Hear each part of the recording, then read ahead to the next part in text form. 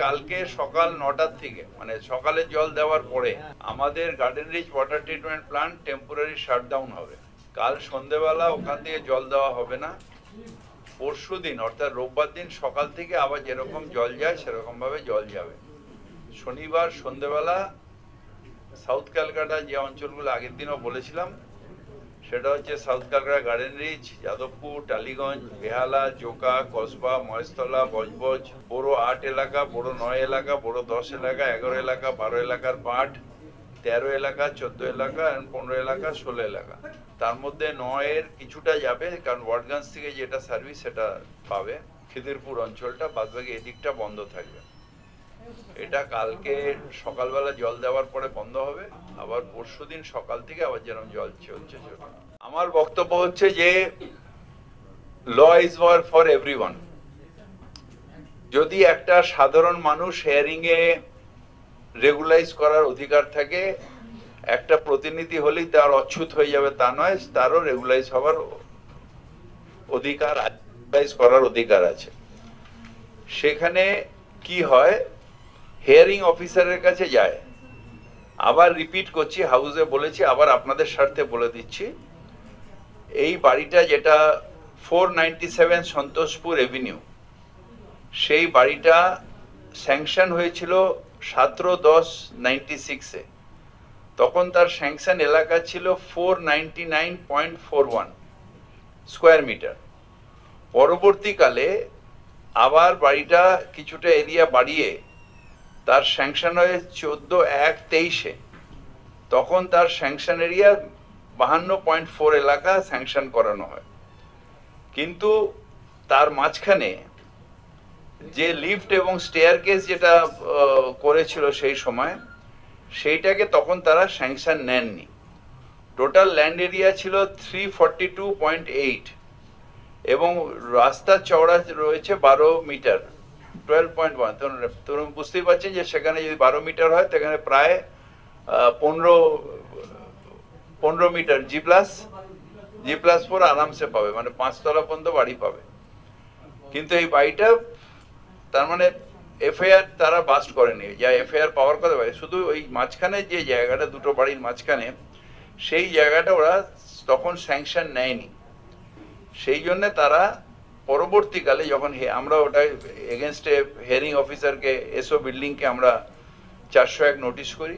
401 notice করতে S O building 311 square metre, যেটার মধ্যে লিফট এবং স্টেয়ারকেস, সেটা রেগুলাইজ করে দেয়। সেটার জন্য 32 লাখ টাকা জমা দেয়। আর বাদবাকি যেটা উপরে, যেটা 4 তলার উপরে, যেটা 71.8 স্কোয়ার মিটার 4th ফ্লোর, সেইটাকে ডেমলিশিং এর অর্ডার দেয়, সেটা আমরা ডেমলিশ করে দিই।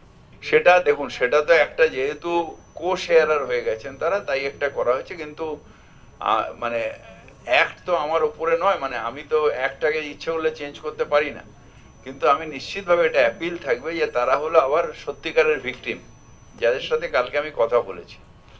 এবং আমি নিশ্চিতভাবে যে এটা আমরা পৌরসভার তরফ থেকেও, এবং ওরা ইন্ডিয়ান পেনাল কোডেও যে প্রভিশন আছে তাতে নিশ্চিতভাবে পুলিশ এটা সহানুভূতির সাথে দেখবে যে প্রমোটার যে অন্যায় করেছে সেই অন্যায়টা, তারা যারা ফ্ল্যাট ওনার তারা নিশ্চিতভাবে সেই অন্যায়টা করে। তারা অন্যায় হয়েছে কিন্তু অজান্তে হয়েছে, আর প্রমোটার যে অন্যায়টা করেছে সেটা জানতে অন্যায় করেছে, তাই তাকে অ্যারেস্ট হয়েছে। এদের তো কাউকে অ্যারেস্ট হয়নি। এটা পরবর্তীকালে আমি নিশ্চিত যে, আমি জানি না এক্ষুনি আমি বলতে পারবো না, কিন্তু আইনের নিশ্চিত কোনো প্রভিশন আছে যেখানে এদের এটার থেকে ছাড় হবে। এবং সেকেন্ডলি, ওখানে একটা রিহ্যাবিলিটেশনের জন্য আমি ওদের সাথে কথা বলে এসেছি যে আমরা একটা কর্পোরেশন থেকে, যেহেতু পরিবারগুলো অত্যন্ত মানে সেরকম সচ্ছল নয়, মানে খুব ছোট ছোট চাকরি করে, প্রাইভেট ফার্মে চাকরি করে, তাই তাদের যেহেতু তারা কোয়েন ওনার, তাদের নিজেদের ডিড আছে ওই বাড়িটার মধ্যে, তাদের অংশ বিশেষে তারা ওনার, তাই যেরকম তাদের এগেনস্ট এফআইআর হয়েছে, তারা আবার ওটা মানে ওটার ওই প্রপার্টিটার উপরে। তাই ওখানে যতক্ষণ না ওনার বেরিয়ে আসবে, তারপর কি করবে না করবে সেসব দেখে নিয়ে আমরা ওখানে একটা ইয়ে করে দেবো, ওদের টেম্পোরারি অ্যারেঞ্জমেন্ট করে একটা বাসস্থানের ব্যবস্থা করে দেবো, যাতে ওরা উচ্ছেদ, কারণ ওরা অন্য জায়গায় ভাড়া দিয়েও থাকতে পারবে না, এরকম অবস্থা ফাইন্যান্সিয়াল আনা যায় যদি ওরা সবাই মিলে রাজি হয়, সবাই মিলে যদি এ করে জমিটা দেয়। তা এটা হলো আমরা একটা টেম্পোরারি যেন মানুষ বাড়ি পুড়ে গেলে বা ভেঙে গেলে যেন আমরা করে দিই না, যে ওদের 6টা ফ্যামিলির জন্য 6টা ঘর বাথরুম পায়খানা করে দিলাম যেখানে ওরা আপাতত থাকতে পারে।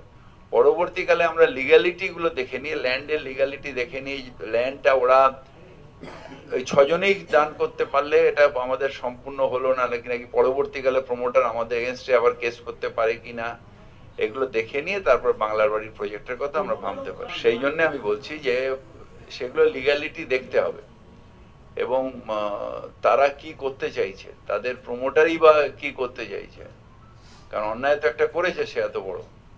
3টে ভুল হয়েছে 2009 সালে। এগুলো ওখানে ট্র্যাডিশনই ছিল যে কলোনি কমিটি বা কলোনির বাড়ি বা কোঅপারেটিভের বাড়ি তারা দিয়ে দেয়, বাড়ি করে নাও। পরবর্তীকালে এরা ওই বাড়িটা করেছে, করার পরে মানুষগুলোরও যেটা উচিত ছিল সেটা হলো প্ল্যান স্যাংশন কিনা দেখে নিয়ে আমার কেনা। আমি বাজারে গেলেও তো দেখে নি যে সত্যিকারের জিনিসটা ভালো না খারাপ, মাছটা পচা কিনা আমি তো দেখে নি, সেরকম এটা দেখে নেওয়া উচিত ছিল।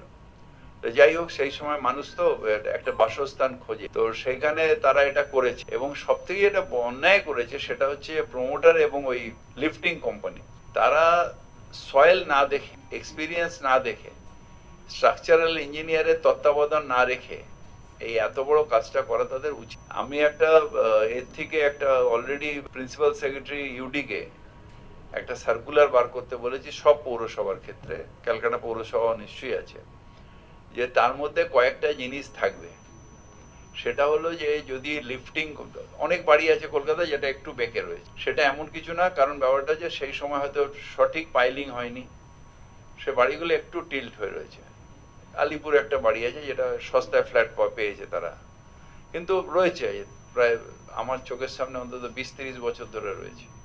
এরকম অনেক ফ্ল্যাটে যেগুলো একটু টিল্ট হয়ে গেছে, একদিকের মাটিটা হয়তো ওজনটা নিতে পারেনি, একটু বসে গেছে, তারপরে কিন্তু আবার ঠিক হয়ে গেছে। এই বাড়িটা তো ফাটলও ধরেনি, মানে আগে টিল্ট হয়ে যদি বসে যায় ডেঞ্জারাস হলে তাকে দেওয়ালে ফাটল ধরবে, সেইটাও পর্যন্ত ধরেনি। ও নিজের থেকে এটা একটু টিল্ট হয়ে গেছে, নিজের থেকে করতে গেছে। যাই হোক, যেটা আমি ওখানে বলেছি যে 2-3-4টে জিনিস করতে হবে। একটা হচ্ছে যে সয়েল টেস্ট রিপোর্ট রাখতেই হবে, এটা মনে হয় সার্কুলার সোমবার দিন বেরিয়ে যাবে। সেকেন্ড হচ্ছে যে একজন স্ট্রাকচারাল ইঞ্জিনিয়ারের তত্ত্বাবধানে এটা করতেই হবে। আর থার্ড হচ্ছে যে ওই যে কোম্পানি কাজ করবে তার ক্রেডেনশিয়াল দেখে নিতে হবে, যে সেই কাজটা করতে যোগ্য কি নয়, সেটা দেখে নিয়ে তারপর তাদের কর্পোরেশন বা মিউনিসিপ্যালিটি তাদের পারমিশন দেবে, তার আগে তারা দেবে না। এটা আমাদের দেখা দেখি যদি পঞ্চায়েত নেয় তাহলে পঞ্চায়েত নেবে, আমরা ইউডিএম এর থেকে এটা করে দিচ্ছি না। পারমিশন তো এখন 100% হয়ে নিতেই হবে, কিন্তু ধরুন বাড়িটা একটু শুধু বেকার ক্ষেত্রে নয়, ধরুন একটু স্ট্রাকচারাল চেঞ্জ করতে হবে, একটু লিফটিংও প্লাস স্ট্রাকচারাল চেঞ্জ করতে হবে, তাহলে এইগুলোকে মাস্ট করতে হবে। ভাঙা হচ্ছে, আমরা যেটা করেছি সেটা হচ্ছে পুরো প্রোটেকশন নিয়ে যাদবপুর ইউনিভার্সিটির একজন মানে স্ট্রাকচারাল টিমকে নিয়ে এসে তাদের প্ল্যানিং করে দিয়ে তারা কিভাবে করতে চাই সেই তত্ত্বাবধান নিয়ে তারপর আমরা এটা ভাঙার কাজ করছি এবং রেসপন্সিবল ইঞ্জিনিয়ারকে দাঁড় করিয়ে করছি, কারণ নাহলে বাড়িটা যদি বাই চান্স পাশের বাড়িতে পড়ে যায় তাহলে আরো ক্ষতি হবে।